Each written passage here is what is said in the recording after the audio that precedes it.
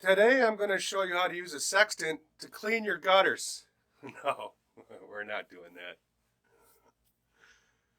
I tell odd and chilling stories from all over the world. If you would like to reach out to me via social media, my name is Mr. Sextant across all platforms. And please comment right here. If you enjoy this video, please come back and watch some more. So here we go.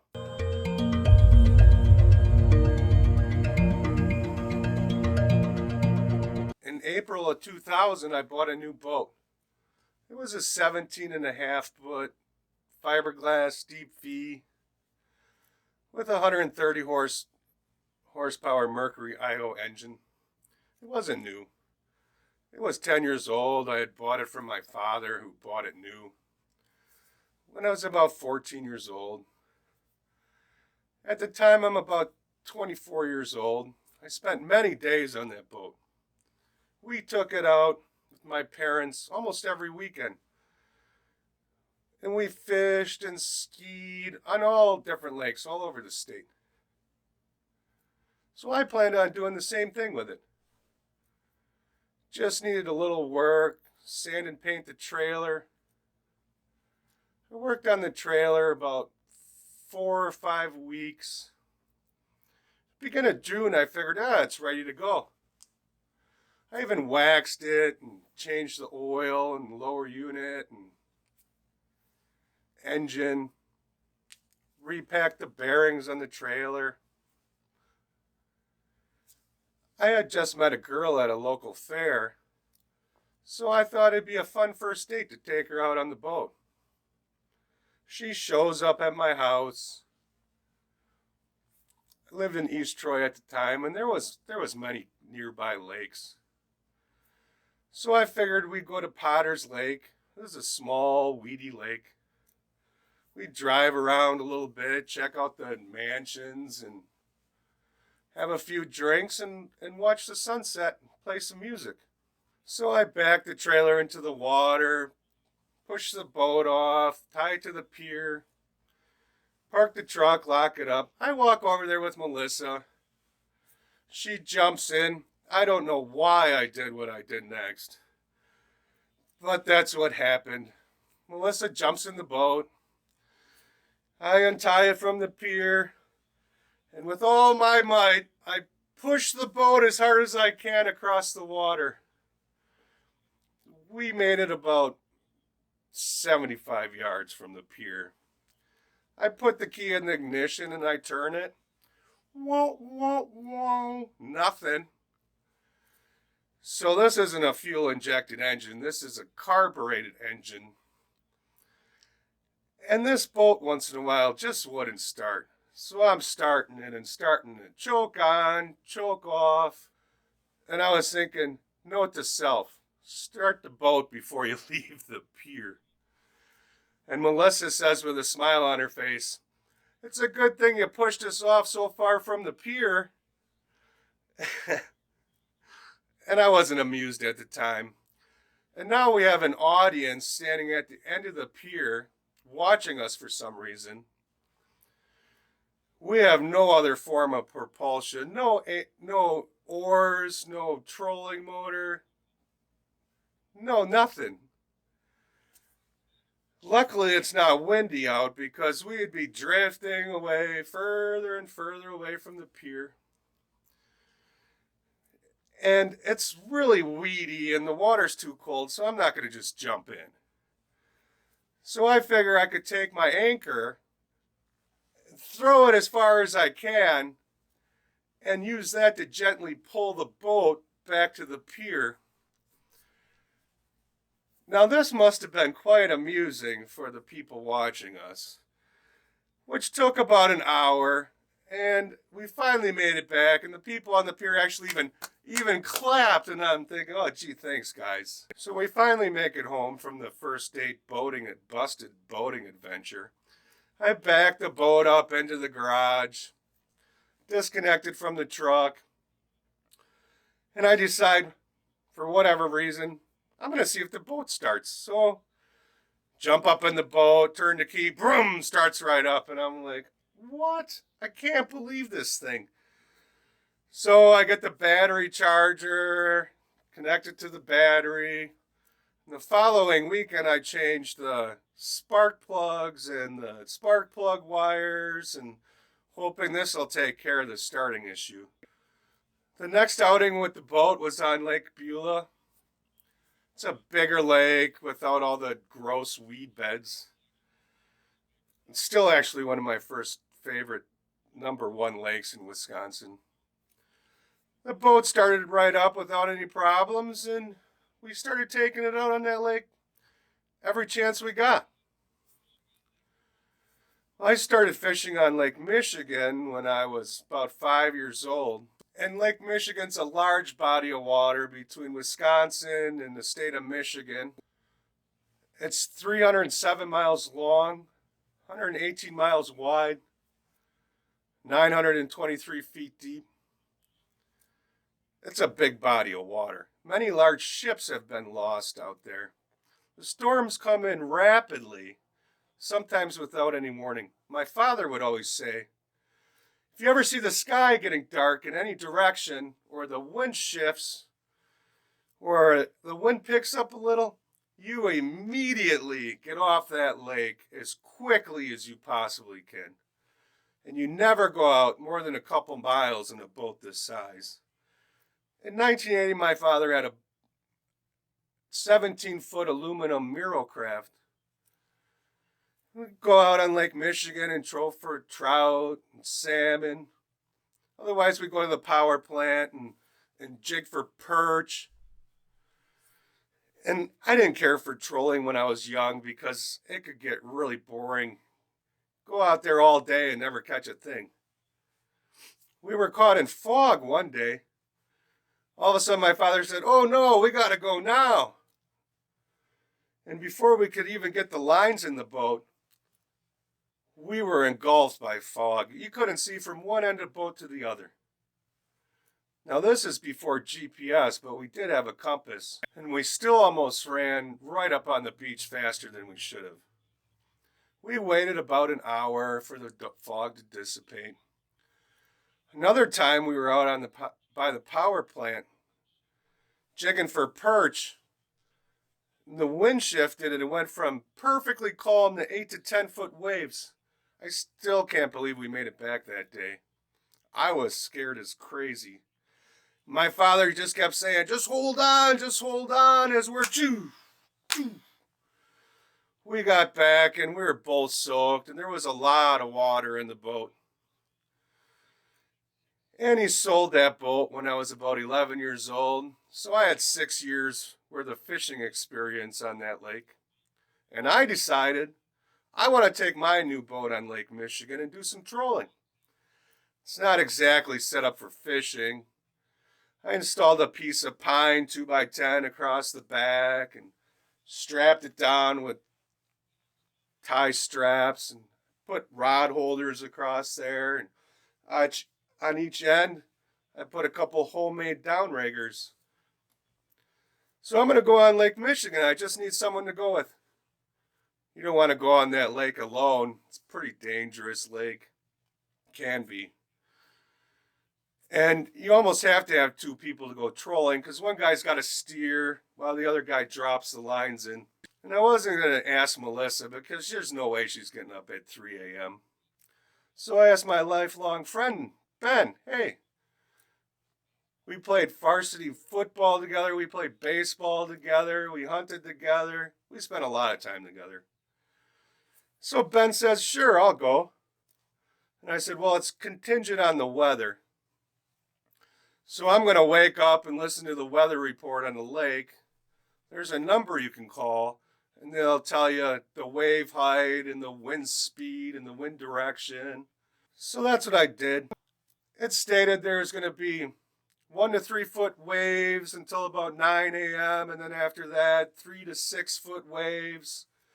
So I figured, we could at least go fishing until 9 a.m. And then if it gets too rough, we'll just head back in. So I called Ben. It doesn't look that bad today. He's like, all right, well, I'll be over in about a half an hour. I was like, okay, great. So I start getting the boat ready. By the time Ben arrived, I was ready to go. So Ben jumps in the truck. It's about a 45-minute ride to the launch in Oak Creek. And we head for Lake Michigan. We finally arrive at this huge bluff that overlooks the lake. It's probably a couple 100 feet down. From up there, it looked like it was perfectly calm, but by the time we got down, it looked like 3-footers. So I stopped in a location. It was still pretty dark, and I asked Ben, are you going to be okay out there? And, because I don't think he's ever been on Lake Michigan before. And he's like, all right, it doesn't look too bad. Let's go. I said, okay. The launch is in a harbor surrounded by huge rocks, break wall, 4 to 8 foot rocks, very sharp, slippery. It's not a place you want to be on, walking around. So I launch the boat. Ben holds it. I pay for the launch, park the truck. I come back. I get back to the boat. Ben jumps in.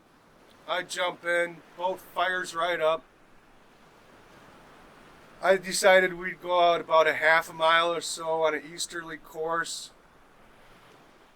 And then after that, we'd go another 2 miles, and then we'd head south towards the power plant, and then work our way back to the launch. And I plan on leaving at about noon or so. So it's just breaking light right now. We get out about a half mile. I let the boat idle. And the 3-foot waves are starting to turn into 3 to 6 foot waves. Anyway, I explained to Ben how to operate the boat. Basically, just steer it in a straight line so that the lines don't get tangled. When trolling, I put out 5 or 6 lines, about 100, maybe 200 yards behind the boat. So if the captain starts swerving, especially if you got a big tangled mess that you got to cut apart, because it'll take forever to untangle hundreds of yards worth of line. So Ben's captaining the boat, and I'm putting the lines out. And it's rough, but it isn't all that bad. So then I take over as the captain, and I show Ben what to do in case we get a fish on. If you get a very large salmon on, you got to reel up the other lines quick so that when the fish comes back behind the boat, it doesn't tangle all the other lines either. So he understands. We didn't get far, and all of a sudden, fish on! So Ben grabs the rod, sets the hook, starts cranking. I say, well, how's it feel? And he says, oh, not very big. So we left all the other lines in, and he gets it out, and it's a small Chinook, really small, and throw that back. We put that line back in the water, and we go not too far again, and fish on again. Ben grabs it, and he says, oh, it feels like we caught the same one. I'm like, well, we can just leave the other lines in. So he reels it up, looked like the same fish, and throws it back. We put that line back out there. After that, nothing. It was the Dead Sea. So we were going about an hour and just taking on a little water, and the waves weren't getting any smaller. And that's when Ben says, is it safe to be out here? We're taking on quite a bit of water. And I said, it's not too bad, but we should probably think about heading back.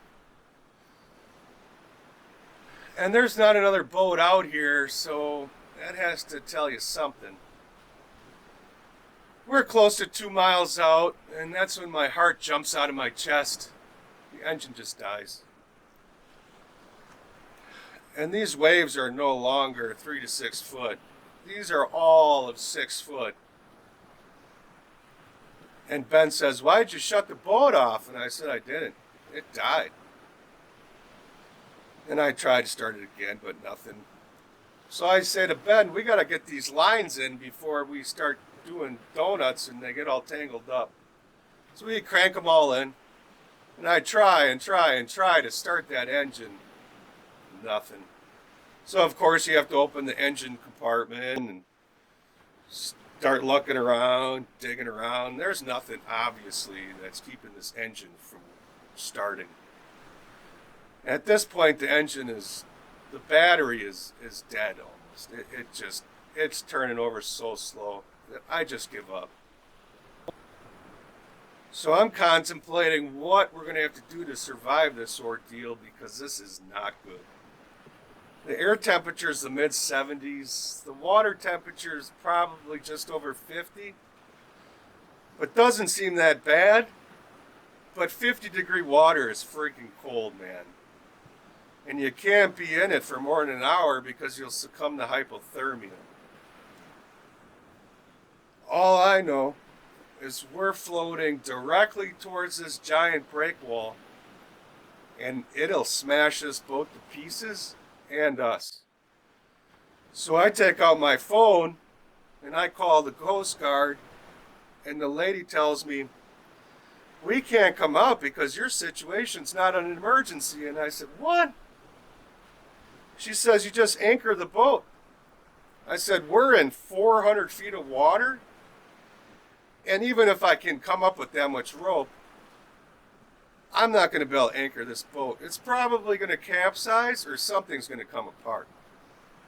And I also stated that if we end up in this boat up against that break wall, we're going to get ripped apart. And this boat's going to get ripped apart.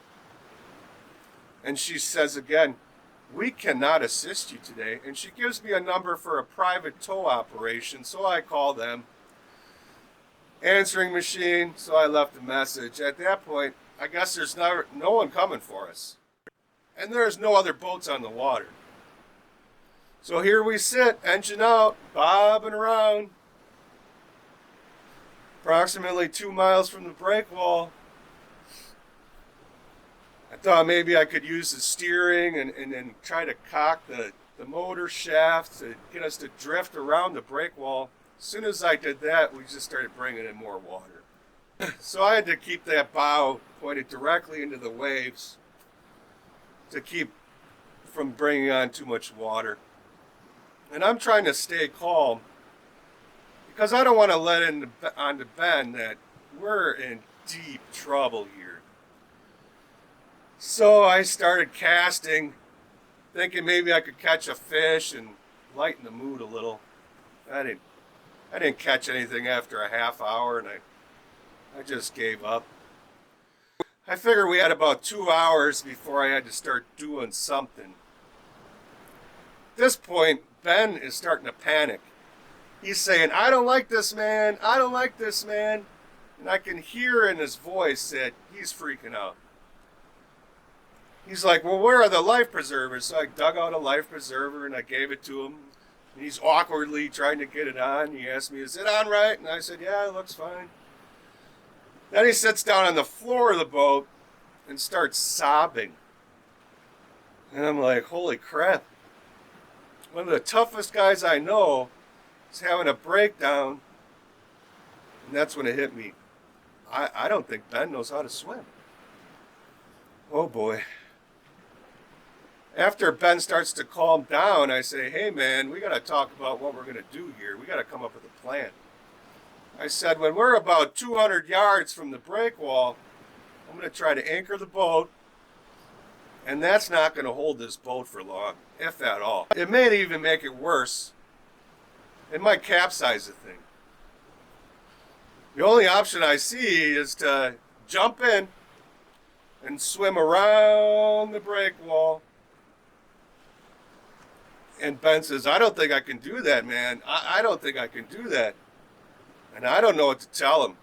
Because he can try to stay in the boat up to the break wall, but I don't think anybody can survive that, much less the boat.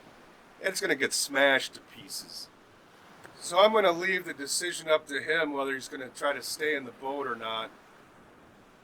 But I'm going to bail, and I got to get mentally prepared for it. Because this is not going to be an easy swim, especially with a life preserver on. It's going to be close to a half a mile and 6-8 foot waves to get around that wall. So as we're getting closer and closer, I started taking off my shirt, my shoes, emptied my pockets, put my life preserver on. Figured we could each wear one, and the other one you could kind of use as a raft. Got the anchor out. Any extra rope I could find, I tied on from the hatches. So I'm like, I'm going to try to start this engine one more time because this is really bad. I turn it over and it won't. It goes boom. And that's it. It's like, huh, that's better than nothing. So I wait a couple minutes. Try again. Won't. And it starts and I'm trying to feather the throttle and it dies. We didn't get very far at all. So I immediately try again. And vroom, and it starts. And this time I didn't feather the throttle. I just put it all the way down. And I don't care. I'm just gonna try to go. And the engine's going.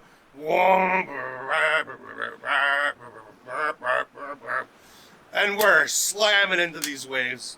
Boom, boom.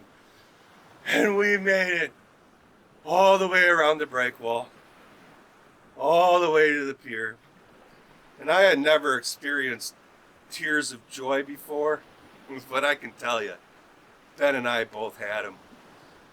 And I always think to myself, I wonder what would have happened if that engine would have never started. If you like this story, please give the like button a nice massage. I'm going to upload as many videos as I possibly can each week. Don't forget to subscribe, turn on all notifications. I appreciate your support. Take care. See you guys.